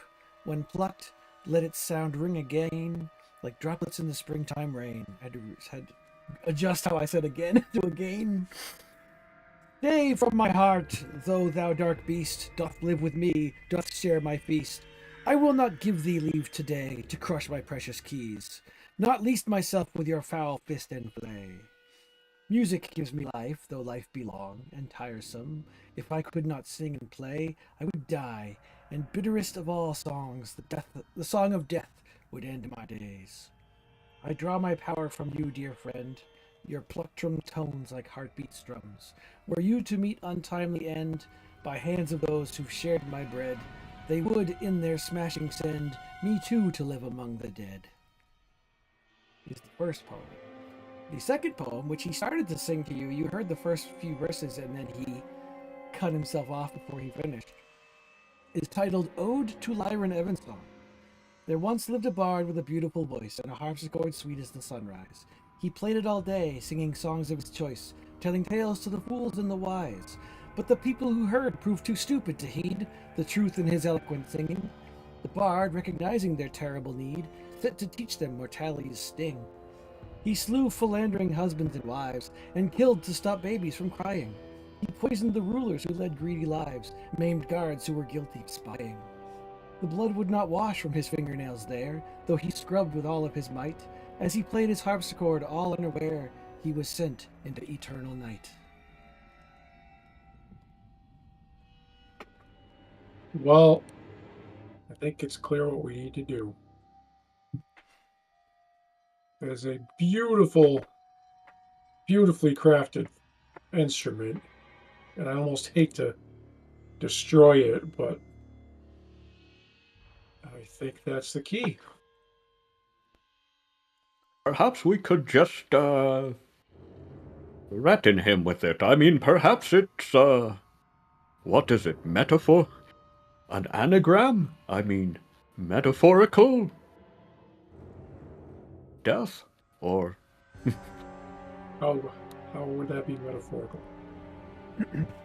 Well, I mean, surely it wouldn't be his actual literal death if we destroyed it, right? Or Well, no, he's already dead. well, But he say he would disappear to join the realm of the dead, which might actually free us. So wait, he's linked to it, like literally linked to his instrument? It's the music that's keeping him here, anchored here. If he didn't have it, he'd have no reason to be here because he'd be all sad and shit and go and move on to the next, the afterlife or whatever. I mean, I like playing music, but not that much. Yeah.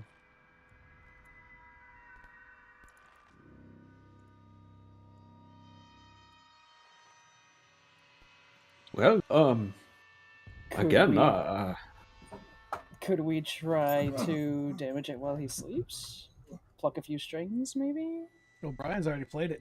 I would say just Auto tune it. Auto- I mean, Auto-tune out it? of tune it. that's mean. I would say we just Gunner is probably the strongest one here. Take the biggest weapon you have and smash the hell out of it. Use a spell. Or a spell. I don't have any spells that cause You want damage. that Like to that. happen? Shatter. I have a crowbar. well, I can certainly shatter things that will produce some discordant music, I'm sure.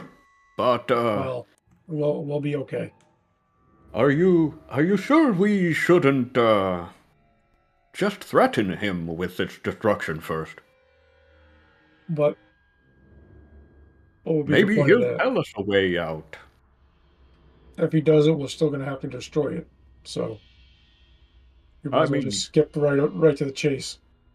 well, yeah, I suppose. If anyone have a way to, oh, you know what? I'm going to dump. I have 2 bottles of oil. I'm going to dump one on the piano or the harpsichord. As you approach the harpsichord, And then he rolls over, and you catch just a glimpse of one eye peering at you as he imitates sleeping. But you just catch it. But as you actually unflask the oil, he very quickly stands up and says, "Hold on a second. I wouldn't do that if I were you, my friend. why is that? I would certainly never harm your instrument." I'm gonna say we'd be like right here. Surely you must appreciate the craftsmanship I've put into this. I don't know what you think that would achieve, but certainly not the ends you're assuming it will. And how will I know that if I don't try? Gunnar will step up to him and kind of get in his face and basically mechanically intimidation. So then, tell me, who did make this instrument, and what foul magics did they use? He is going to attempt to cast a spell at you. I'm going to assume we go straight into initiative. Okay. And if he wins, he's going to cast on Gunnar or something. Oh, I missed my initiative button. I love it so much. They need to fix that in Jumpgate. I have a nice little button at the upper right corner, upper left, I mean. All I have to do is hit initiative on each token. But there's only Oh, yeah.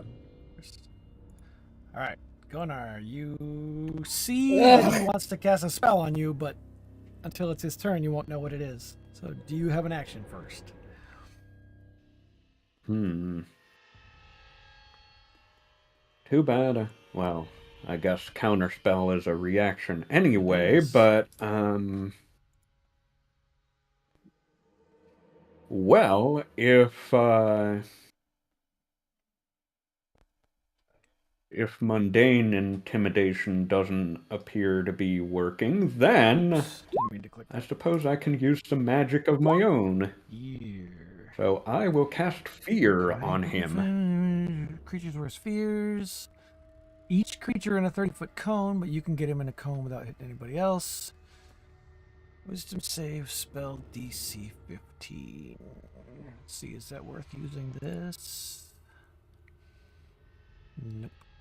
Because it's an attack roll. Alright. Then he will roll his wisdom save. Ooh, I hear a doggy barking. And he fails. So let's see. Because she can't sit with the other doggy because the other doggy is behind you. Move away from you by the safest available route, unless there's nowhere to move. Okay, I suppose that would lose his action, right? Okay. Euryxius. Your turn. You're going to tell us, or we're going to do it. What's Euryxius doing? So he's running right now. He is doing the wow, cowering in fear thing on his turn. It looks like he's going to try to run. But he only has one square to go because of where Gunnar's standing. How long would it? So if I wanted to dump out that oil on the piano, would that be an action? Yes, it would be. All right, I'll do that. And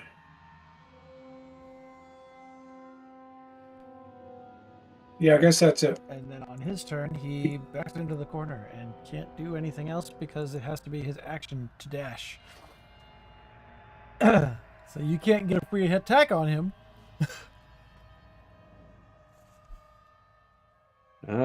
I won't bother because I'm not sure it'll do anything He has to anyway. use dash, so. All right, and he doesn't get another save unless he can't see you. So that's going to be a long time, up to a minute. Tegan, do you have an action?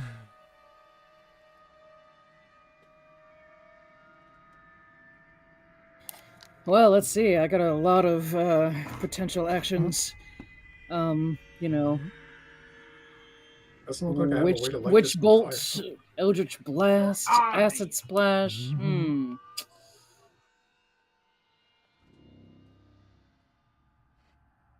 Don't have a lot of time to think about it. It's Gunnar's turn next.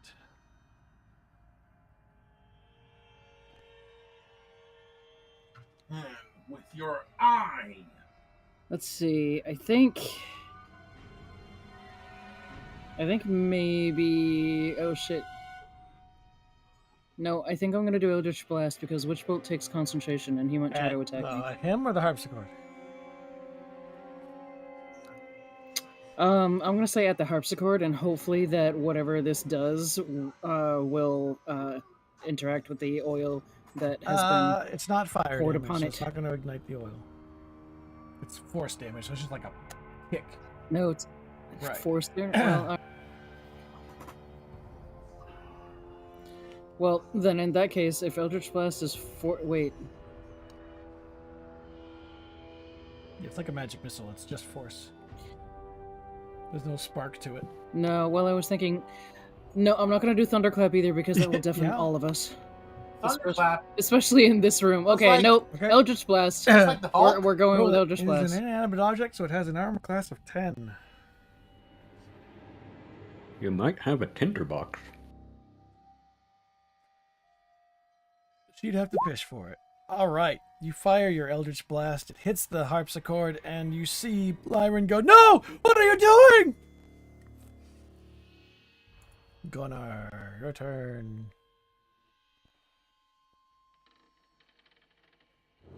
Well then, it's time to make some music.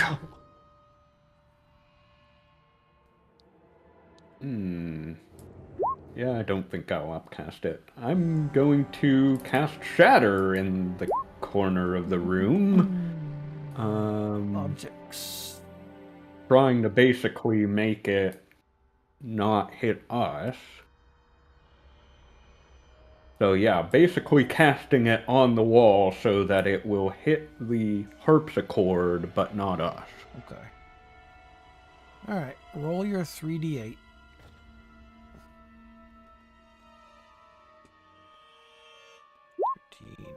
Okay.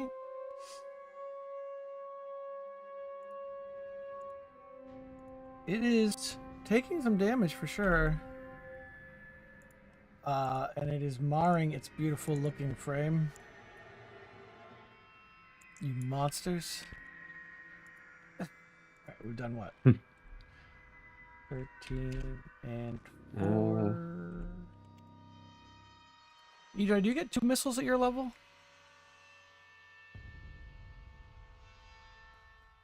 You guys are level 6, right? Therefore, you. Yeah, Or we are. 7 or something. 6? 6. Yeah, so I think you get 2 Eldritch Blasts. Mhm. So you may roll again.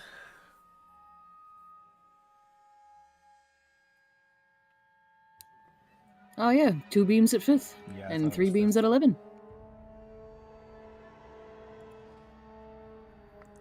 So roll again for like This is our battle music. basically cast it one more time. Yes. Yep, just cast it again. Alright. That is a hit because it's an inanimate object, so it will take another 7. Alright, Euryxius. What? And I think Gunnar will Oh, use sorry. a bonus action to make an inspiration on Okay. Euryxius. It's Euryxius's turn. I'm sure there's something you can do, fellow. You've done far worse to flesh. Haven't we all?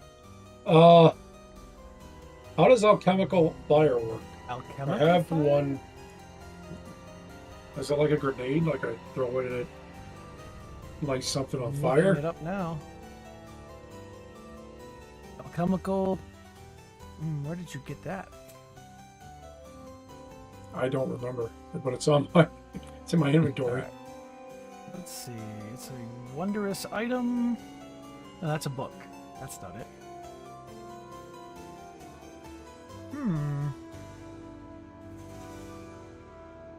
Wonder where it came from. Wonder if I just type in fire, if it'll give me. I don't Oh, see it's it in the not looping. compendium. Why is it not looping? Oh, it is. Okay. Okay. All right. Fire items. Alchemist's fire. Yeah. Oh, that must be fine. it. It is a D4 of fire damage that you can throw. You take the attack action, you replace one of your attacks with All right. throwing a flask of alchemist fire. Target or creature or object you can see within 20 feet.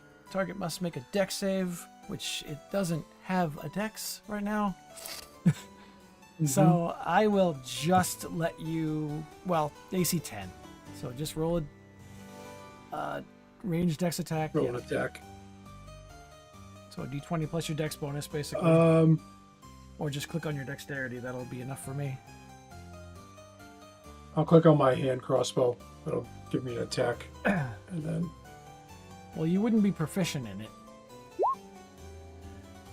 oh, that's true. So it'll be -2. So 17, 16, 15, Is it 2 or 3 at this level? I think it's or 3 -3, at this level. 14. That's still a hit. So roll a d4 and a d6 because when it hits, it also lights the oil that's already on it. The oil It that you've lights the already poured what? on it. Oh, the oil, yeah. All right. Oh, almost minimum damage. As the Perfect. fire, as the alchemical fire hits, it's like a green flash of flame, and it quickly transitions into a more orange, traditional flame. But about 50% of the harpsichord is made of metal, so it's not quite as easy to catch as you were hoping. Lyran, who is cowering in the corner and screaming in outrage and panic, points at the harpsichord and he calls out a string of magical who's he what's this words, and the harpsichord animates.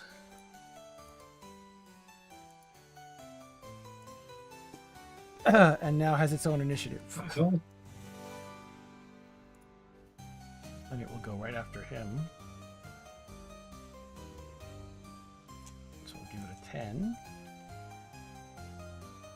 He does not have a bonus action because he is afeared. And so we will go to the harpsichord's turn, which will now attack. Well, you'd be. Oh, you threw it, yeah. We'll attack Gunnar because he's standing right there. It attempts to ram you twice. It rears up on its rear legs and attempts to attack you with the front two. Whap, whap. Armor class 22 is a hit, 15 is a miss, I believe. So you take 6 bludgeoning damage. I wish the second one had hit you. That was way more. Whoop, whap, whoop, whap. And he goes, "Stop! You don't know what you're doing!" Tegan.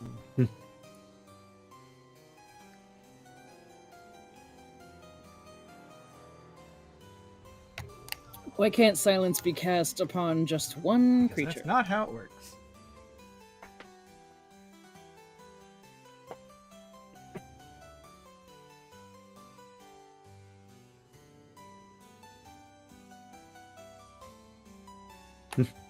If I cast silence, it's gonna get the whole room. Is fear concentration? It is. Oh, So good make a question. concentration save. Or con save, rather. Yeah. Okay, and because I have Warcaster, it's at advantage. Oh, good thing. If you didn't have advantage, you would have paid. Yeah. Alright, you do not lose the fear spell. Tegan, you're doing what? I was gonna cast silence on Lyran, but silence is gonna get the whole room because it's a 20-foot radius sphere. So, I will command him. Okay. What's your command? Quiet. What? You? I can't say be silent, right? Or can I? It's a one-word I think command it usually. still is. Out. Yes. One-word command. I'll point to him and say silence. Okay. It only lasts a round. What is your saving throw DC? Just click the spell and I'll be able to... Actually, just tell me what your spell save DC is. 14. Okay. Good enough. 14! It's a con save? Will save?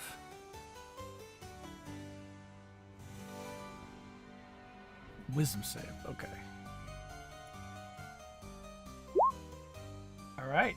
That is your turn. Gunnar. I'm not going to tell you if he made it or failed. You can have to wait till his turn to find out. Oh. Well, the spell has no effect if the target is undead. Okay, well, Gunnar's gonna shatter from this point so that it should potentially hit both the harpsichord and Okay. Now him. the harpsichord has a con save. Ugh, terrible. Alright, you notice no visible physical effect on him. Okay. Euryxius, roll a d6 for the continuing fire damage. Oh yeah. Okay. Nice. And whatever your attack is for the round. Ooh, I go over here and attack. okay.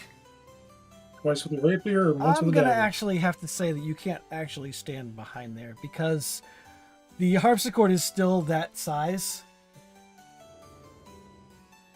So even though Oh, the token is okay. only a 5-foot token, the harpsichord itself is massive. It's just rearing up I'm and gonna trying to kick stay with the right front here then. feet. Attack That's a number hit. 1. 2. It seems to be somewhat resistant to piercing damage. Yeah. Well, how about It's slashing? also piercing. Oh, that's also piercing. You're right. Well, that's all I got for 3 weapons, hits. man. I think. Actually, that's not true, technically. All right. All right, That'll be my the turn. Baron, who is not commanded, points at Gunnar and shouts a phrase of magic. Gunnar, I need you to make a wisdom save. Uh-oh. Let's see. All right. A spiky Ooh. crown of thorns appears around Gunnar's head. Oh. But that means the harpsichord stops animating. And he shouts, "Attack the blue man!"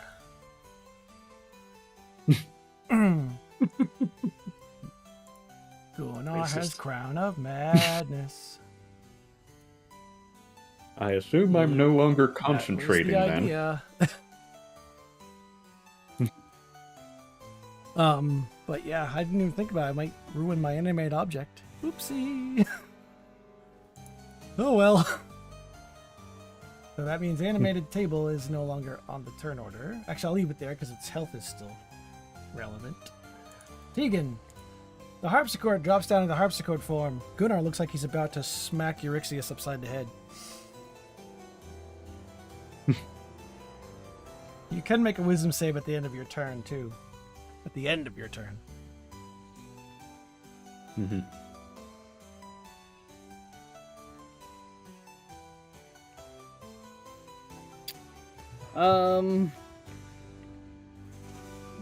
Ouch.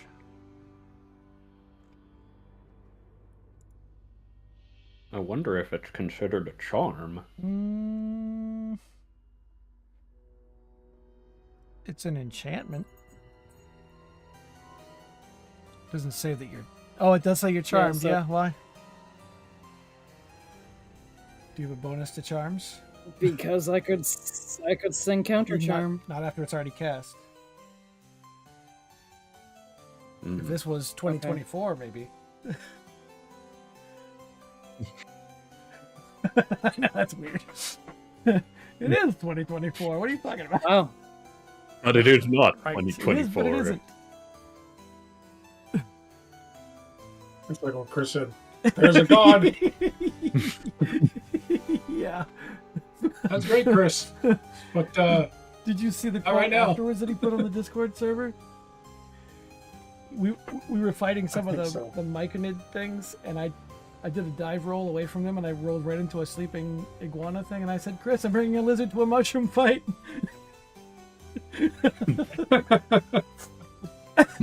yes, I did see that. That's why I said context is everything. Yeah, it's actually 2020, so Yes. What does deep dish Right. mean? Rosie, Hold on, Jared. what does it mean when the pizza is deep dish? Thicker crust. Hmm. Well, I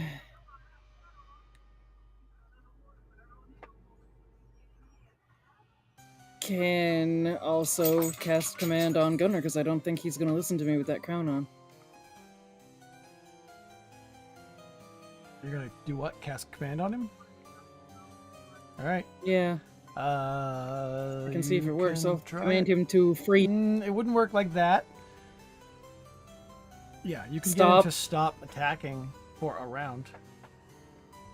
All right, so you Disarm. go ahead and Gunnar make a wisdom save against DC 14. okay.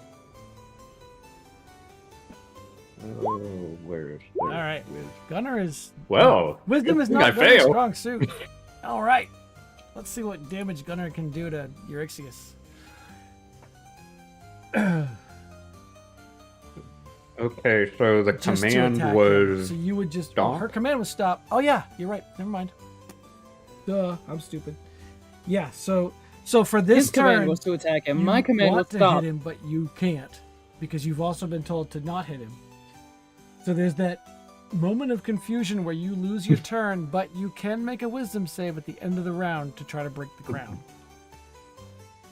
which we've seen how well this is going. Yeah, so Gunnar is kind of turning and glaring at Euryxius with murder in his eyes, strangely, but Unable to move.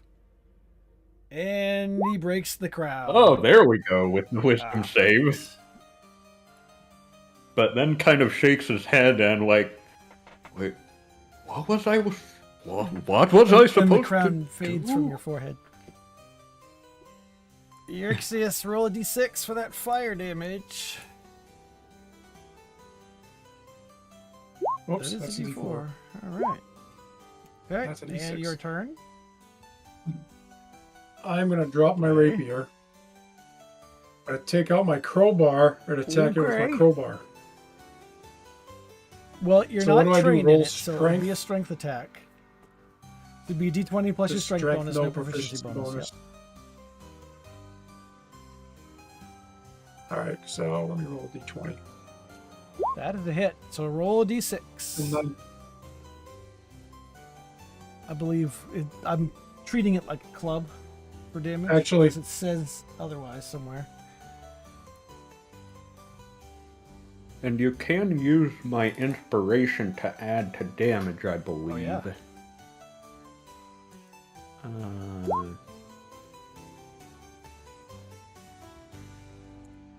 Yeah, it doesn't say how much it does, so I'm going to do it as a improvised weapon and just treat it as a d6.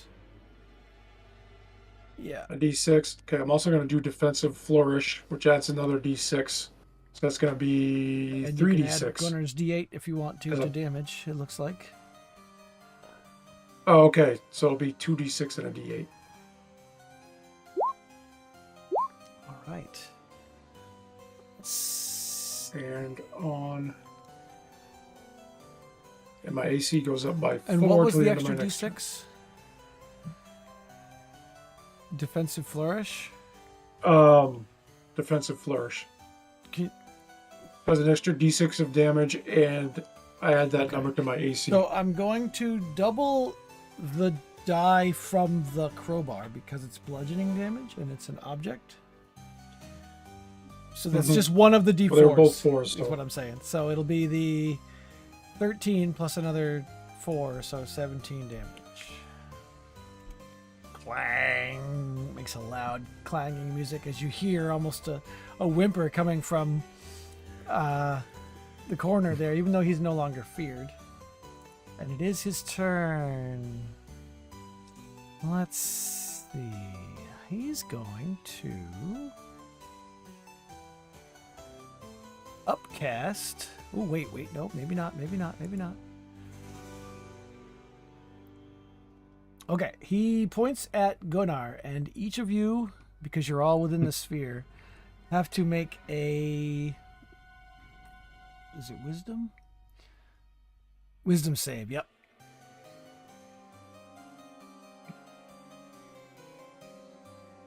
Make a Wait, wisdom what? save. Gunnar fails. I'm going to do a different dot. Let's say orange dot. Tegan and Euryxius. Oh, fails all around. Right. So, this is confusion. So, at the start of your turn, well, we'll see what happens. At the start of Tegan's turn, roll a d10.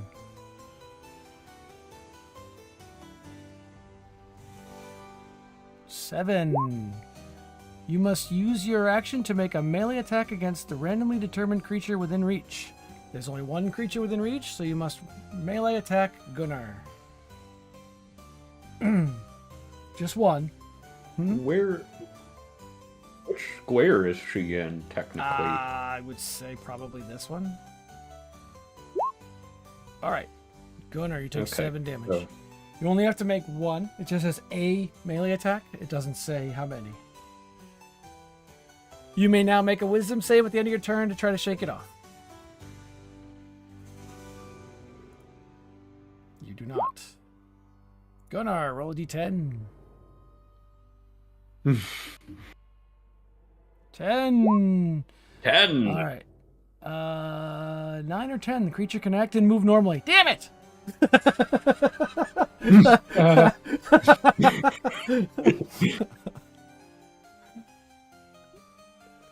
Okay, well. See, do I have.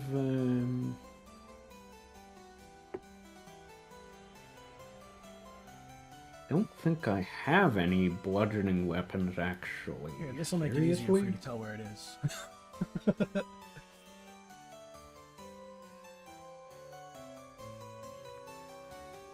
Okay, well, Gunnar's just gonna do another shatter on the Okay. piano. I'm not gonna make it get a con save because it's just a piano now, and it takes 19 freaking thunder damage. It is looking ragged, like it's barely holding together, and it shouldn't be playing music, which it's not technically. But, and then you can make a wisdom save within your turn.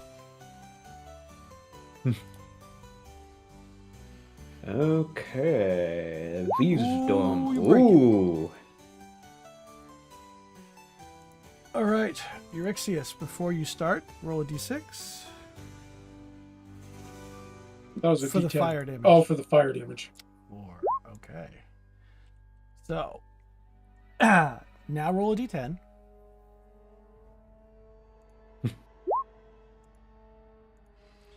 Five, 2 to 6. The creature doesn't move or take actions this turn, so you do not act. Even as you do not act, there is a sudden shuddering rattle throughout the room. The candle chandelier sways, jarring up and down, and then it drops to the floor. The bookshelf topples, spilling tomes upon tapestries, which quickly ignite in the flames of the fallen candles. Cracks snake their way across the walls, and chunks of brick and plaster break free. With a deafening rumble and the croaking... With a deafening rumble and the choking spray of plaster powder, the walls fold up around you. The ceiling falls in terrible chunks. Cold blackness from without streams into the room.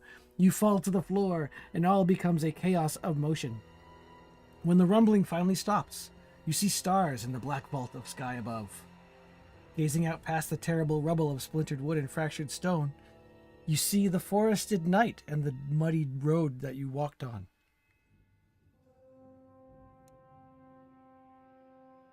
The harpsichord is destroyed, and the Baron is nowhere to be seen. Mm-hmm. And we're not in the Well, house you're in anymore. the rubble of the house. Right. I'm gonna Okay. climb out. And get your unconscious allies out of the rubble. Yeah. Oh yeah, I forgot about that. Sleeping through the whole fight. Jesus Christ. Right? You missed everything. In fact, they start coming to, where was I? What happened? What is this? Oh, it's fine. Go back to sleep. You sleep in the blazing rubble of the house. Oh yeah. I should Nothing do this. important. There we go. Just a collapsing time bubble. There we go. There. Oh, I'll unlock the door. There. let me out of this freaking cursed place. All right. Yeah. Well, I never thought the stars would be so comforting.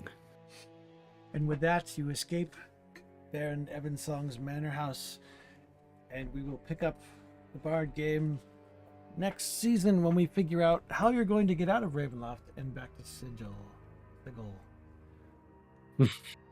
Or if we are. Or maybe you just will. It'll just, in media res, you'll show up in Sigil. I escaped somehow. We'll take a detour through Athos.